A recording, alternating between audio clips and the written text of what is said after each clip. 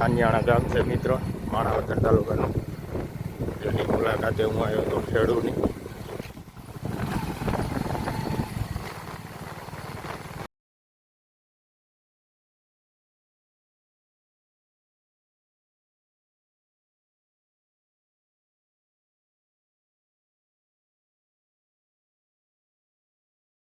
ખેડૂત મિત્રો, સ્વાગત છે તમારા મારા વિડીયોમાં. એવું જે આ થાનિયાણા ગામ છે, જમીન તો બહુ સારી છે, પણ પાણી થોડુંક ખરાબ છે. એમ સમજી લો ને કે જે આપણે કોઈ પણ વાવેતર કરી તો તમે જોઈ શકો એનું જે પાણી પાય પછી સફેદ થઈ જતું, એટલે આપણે સમજી શકીએ કે ખાર બહુ પાણીમાં. અને પાણીનું આપણે પાણી પીવું હોય તો ઘેરેથી ભરી આવવું પડે. અને ગામમાં પણ એ જ પોઝિશન છે કે ત્યાં આપણે ફિલ્ટર કરીને જ પાણી પીવું પડે, નકર ભાવે નહીં, મોરું લાગે, ખારું લાગે, એવા બધા પ્રશ્નો છે. હવે કરી અહીંની ખેતીની વાત તો મિત્રો, અહીંયા મેં બધું જોયું તો લગભગ વાવેતર ચાલુ છે અથવા વાવેતર થઈ ગયું છે. અને જે ઉનાળુ પાક છે એમાં જ હજી વાવેતર નથી થયું, બાકી લગભગ વાવેતર થઈ ગયું. પાણી પણ બહુ સારા છે બધે. ઉનાળુ પાકમાં તલ અને મગફળી વધારે જોવા જડે, અને બહુ પણ તકલીફ એ રહે છે કે પાણીની થોડીક તકલીફ રહે. બાકી બધું સારું છે. તમે જોઈ શકો કપાસનું વાવેતર સારું છે બધું. અને આ લોકો મિત્રો કપાસ વાવતા હોય લગભગ આ બધા એરિયામાં, માણાવદર આખા તાલુકાની વાત કરી તો 70 થી 80% કપાસનું વાવેતર થતું હોય, અને 30% જેવું મગફળીનું વાવેતર થતું હોય. પણ હમણાંથી કપાસનું વાવેતર થોડું ઘટ્યું છે. એનું મેઇન કારણ છે, જે હું જાણતો હોય, કૃષિ યુનિવર્સિટીના જે અધિકારીઓ વાત કરતો હોય, બિયારણ વાળા વાત કરતો હોય, એનું મેઇન કારણ છે ગીંડવાની લાલ ઈયળ. કારણ કે આ લોકો ખેતી વિશે તો એક્સપર્ટ જ છે ને બહુ જાણે છે કપાસ વિશે, પણ જે લાલ ઈયળ આવે છે ને એમાં ઉત્પાદન બહુ મોટું તૂટે છે. અને મગફળી વાવેતરમાં શું થાય છે કે મગફળી લગભગ 22 નંબર વધારે વાવતા છે ને તમે, એટલે મિત્રો 20 નંબર અને 22 નંબરનું વધારે ઉત્પાદન થાય. એનું બેનિફિટ એને એ મળે કે મગફળી કાઢી અને જીરાનું વાવેતર કરી દે. લોકોને જીરાનું ઉત્પાદન છે.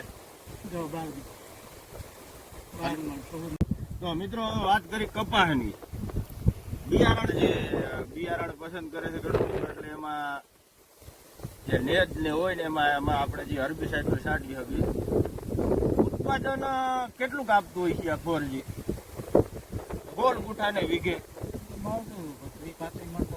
હા, સરેરાશ 30-35 મણ ગણવાનું, બરોબર. અને મુખ્ય જીવાત કી આવતી છે કપાસમાં? સફેદ માખી કે ઈ. તો મિત્રો આ સફેદ માખી નો લગભગ કેટલા દિને ગાળે આપણે દવાનો ડોઝ મારવો પડતો હોય છે? 15 દિન કાઢવા પડે. બરોબર.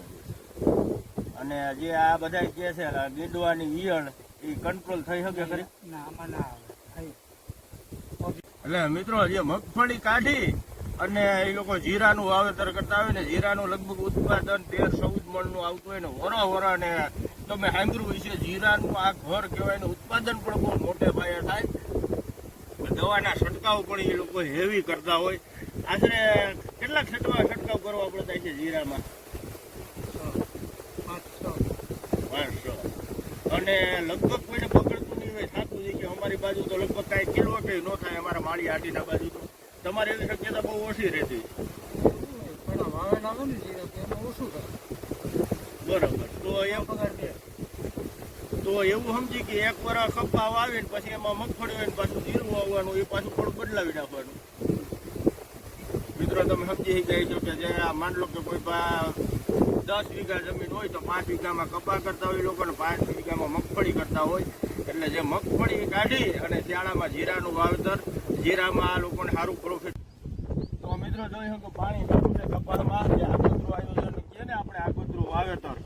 કારણ કે આગોતરું વાવેતર કરી પછી આમાં એ લોકો ઘઉંનું વાવેતર કરી દેતા હોય, એટલે ઘઉં પણ થઈ જાય, કપાસ પણ થઈ જાય, અને મગફળી કાઢી અને જીરાનું વાવેતર કરી દેતા હોય શિયાળામાં. હાલો તમને આજ બધું બતાવે.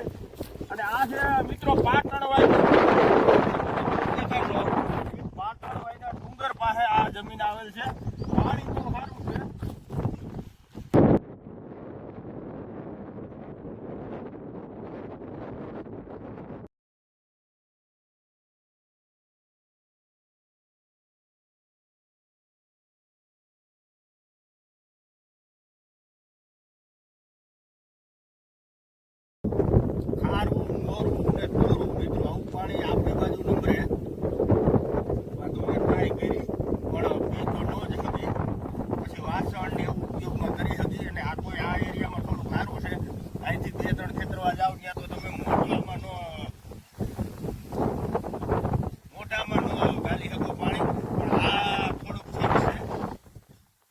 આમ જોઈ તો કાંઈ વાંધો નહીં, પણ આમ જે માટી પલળી હોય ને મિત્રો, એ માટી આપણે એક દી પછી આવીને તો એ સફેદ થઈ જાય.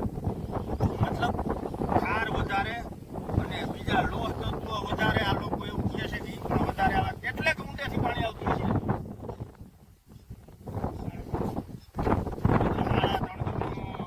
બોરિંગ વધારે પડતા અહીંયા બોર જ બહાર કે ને આપણે એ ઉપર જ હાલે.